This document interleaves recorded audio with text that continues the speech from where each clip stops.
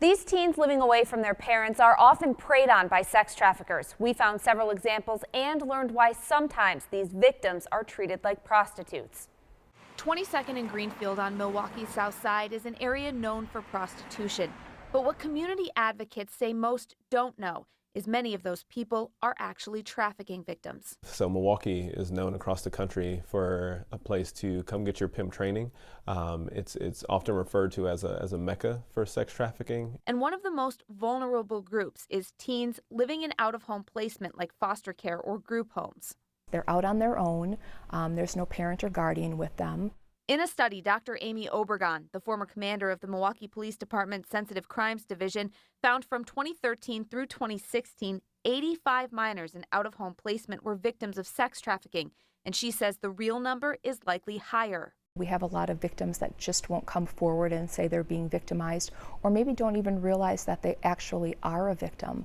Some of them will develop a relationship with their pimps that they think is a boyfriend-girlfriend relationship. Most of the teens were also victims of other crimes, including sexual assault, child abuse, and domestic violence. That study ran through 2016. CBS 58 Investigates looked through court records from 2017 through February of 2019 and found at least 7 other potential victims, including 3 15-year-old girls who were on their way to social services to complain about their placement when they met Kaijana Lazine. The girls told police over the course of 2 weeks, Lazine forced them to do drugs, have sex with him, and took pictures of them and posted them online so they could go on prostitution dates.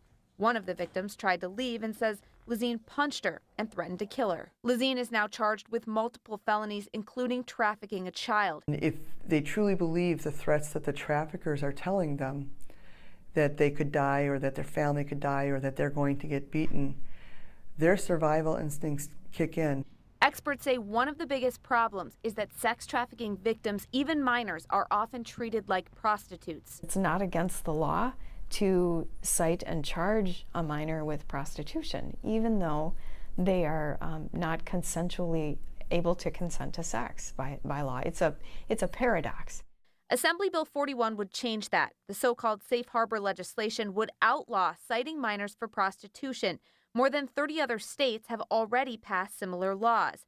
The bill has bipartisan support, but is still pending in the legislature. Decriminalizing, I think, is very, very important. It sends a message that this is not going to be tolerated. It points out where the problems exist, and exist with the adults that are trafficking these young people. Rachel Monaco Wilcox founded the Lotus Legal Clinic, which provides free help to victims of sex trafficking. She says a prostitution conviction keeps victims from getting jobs and housing, but there is some help. The big piece of statutory law we have is the ability to vacate a prostitution conviction for a survivor of sex trafficking. Still, Monaco Wilcox wants the laws to go further and is helping draft additional legislation. We want to change our law so that we're covering all of the potential crimes that might have occurred that somebody was convicted of during the period of time they were trafficked. Dr. Obregon's report also made recommendations to help those vulnerable kids, including more in-person interaction between caseworkers and children, alternatives to group homes, and more education about the problem in schools and in the community. In studio, Kristen Barbarisi, CBS 58 News.